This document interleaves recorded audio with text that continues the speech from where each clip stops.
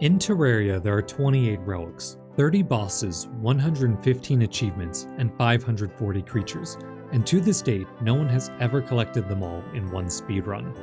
This will be Terraria's first ever, true 100% speedrun. In this run, we'll be playing in Master Mode, following the speedrun.com rules, killing every boss, getting every achievement, and unlocking every bestiary. But that would be too easy, and that's why I'm adding one more unprecedented speedrun on top of this one. We're going to do the first mouse-only speedrun, meaning we're not allowed to use the keyboard or remap any controls. I'm Sunder, and this is the story of the first ever, mouse-only, true 100% speedrun. Let's get started. We start our run using the guide to open our inventory and craft some chairs. With a bit of work, we kill some slimes, make some torches, and descend down into the caverns. While not the best form of movement, chairs allow us to travel left and right, and luckily we can forget that fact because we just obtained mine tracks, which are just better chairs. We drop onto our first chest and gain the super cool ability to open our own inventory. After collecting some more resources, we're ready to build our house. And once we finish, we're ready to head out and explore the wide world. Exploration is difficult, but we build our highways, making it to nearly every single biome. But then, our first boss appears without warning.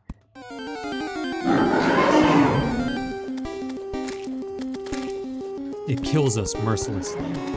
But this doesn't happen just once, nor twice, but thrice. 3 nights in a row. Now we have to get revenge. I didn't want to use the nurse, but without much prep, it's our only way to stop this nightly duel.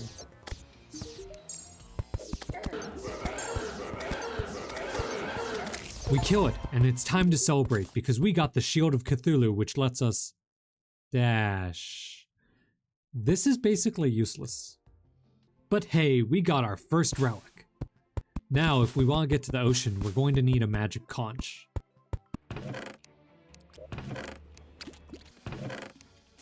What I meant to say is if we want to get to the ocean, we have to bridge across the Crimson, getting attacked by an endless horde of enemies.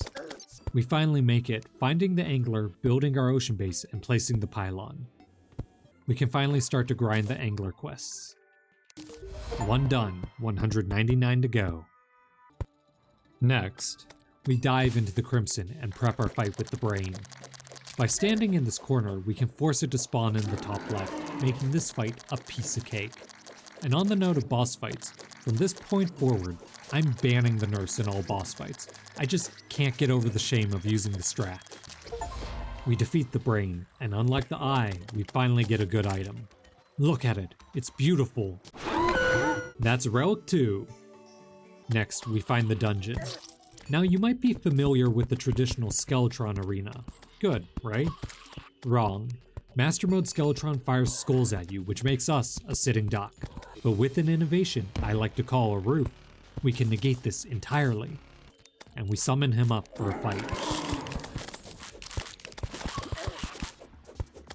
And we might not have made this big enough.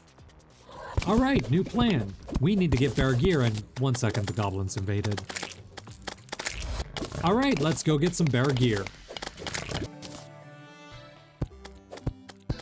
Quick rematch with the eye.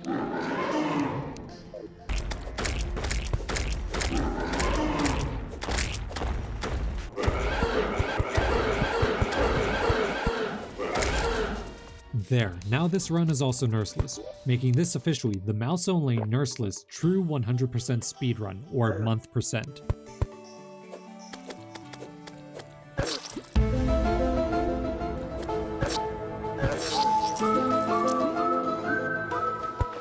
Let's make that safer, and 1 second, the goblins invaded. Alright, after fixing the arena, we can finally take on Skeletron. But like most things in this run, it wasn't going to be easy. Night after night after night, we fight Skeletron. But then finally... Oh, that's one hand. That's the other. With Skeletron out of the way, the curse of the dungeon's lifted, and we can finally go down and meet the mechanic. And we're going to need a lot of wire. Now, our next boss is the Wall of Flesh, and to kill it, we're definitely going to need our arena. We're going to be building the Boulder Arena from Rather Quenched's video, but since we can't use the keyboard, we're going to have to add some modifications. This build is going to take around 150 boulder statues, which is 12,000 stone on its own. And for our version of the trap, we're going to need to add a rail cart, but there's just one catch. If we go too fast, we'll despawn the Wall of Flesh, but if we go too slow, it will kill us. So we need to hit that perfect balance. After a few painstaking hours of building in hell, we're ready to test it out.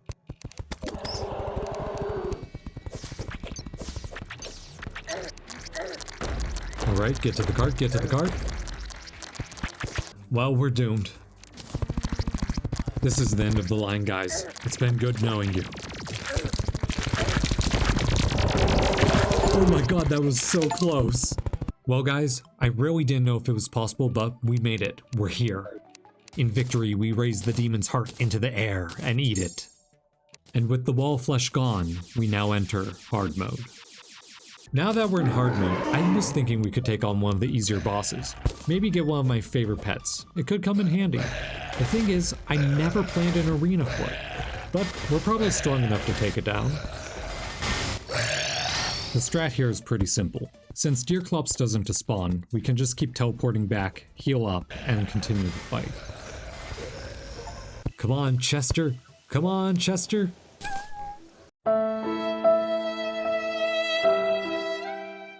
Alright, time for another boss, but this time how about we build our arena not just for one boss, but for basically all of them. Now this arena I'm about to show you is one of the deadliest arenas designed by Mappy and Eki. I present to you, the Pillar of Doom. We'll be using the pool floaty, an item that most people overlook.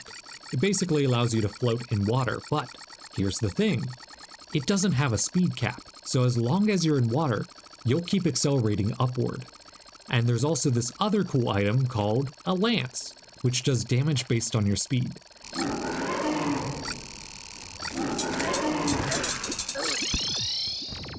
Well, that sort of worked. It's time for a montage.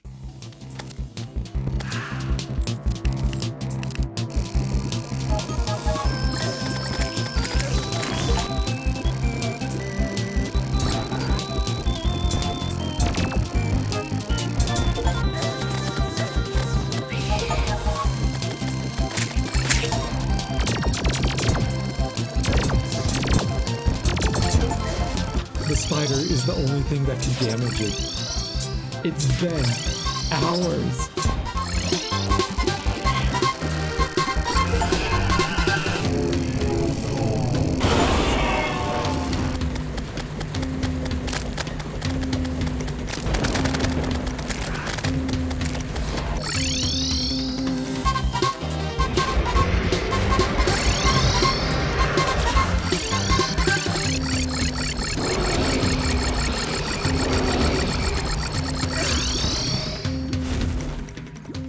So, here's my thoughts. We can't kill the Moon Lord with the Pillar of Death. But if we can't dodge him, let's just tank him.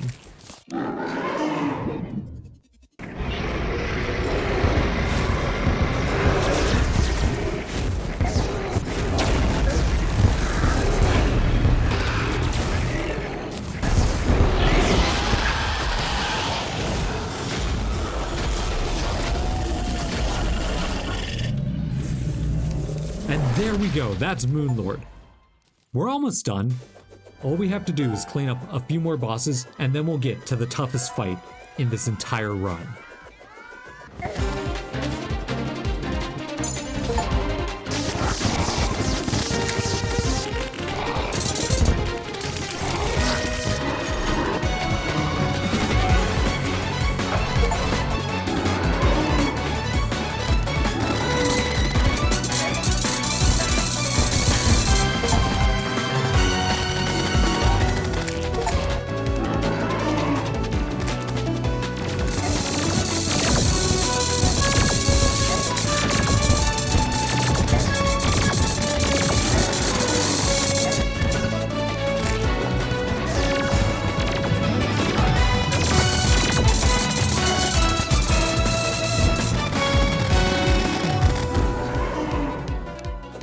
Alright, we're finally here. And it's time to challenge the Empress of Light. We have to fight every boss at its hardest. So, Daytime Empress of Light.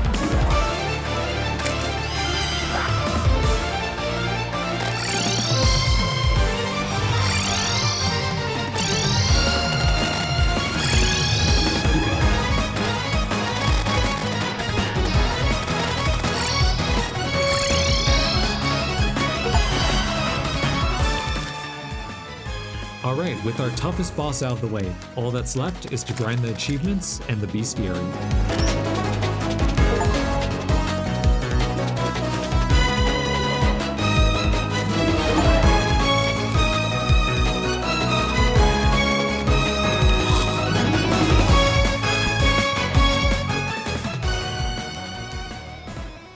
Here we are at the end of this 96-hour insane run. It's been a lot of fun, and I hope you enjoyed it as much as I have. If you found this fun and want to see how many times I died trying to do this challenge, make sure to click on the next video. I'll see you there.